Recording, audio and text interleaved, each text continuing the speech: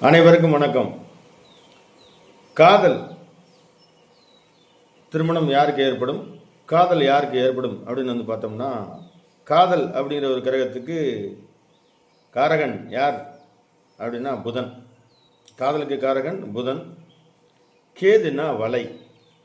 அப்போ காதல் வலை, அந்த காதல் வலையில் யார் ஈடுபடுவாங்க அப்படின்னா, புதனுக்கு திரிகோணத்தில் 1-5-9 கேது இருந்துச்சு அப்படின்னா காதல் வலையில் விழுவாங்க.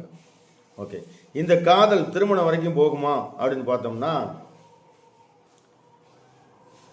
கேதுவுக்கு குருவோ சுக்கிரனோ தொடர்பு கொண்டாங்க அப்படின்னா திருமணம் வரைக்கும் போகும்.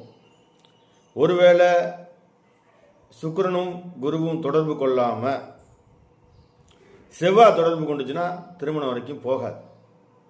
சுக்கிரனுக்கு பார்த்தீங்க அப்படின்னா திரிகோணத்தில் புதன் இருந்தால் திருமணம் வரைக்கும் போகும். செவ்வாய்க்கு திரிகோணத்தில் புதன் இருந்துச்சுன்னா திருமணம் வரைக்கும் போகாது. செவ்வாய்க்கு புதன் பகை. அதே மாதிரி சனி இருந்துச்சுன்னா காதல் திருமணத்தில் தாமதம் ஏற்படும். சந்திரன் இருந்துச்சுன்னா, அவர் ஜாதகத்தில் புதனுக்கு திரிகோணத்தில் சந்திரன் இருந்து கேதுவோடு சேர்ந்து சந்திரன் இருந்துச்சுன்னா காதலில் அசிங்கப்படணும், அவமானப்படணும். இது காதலுக்கு உண்டான ஒரு விதி மட்டும்தான்.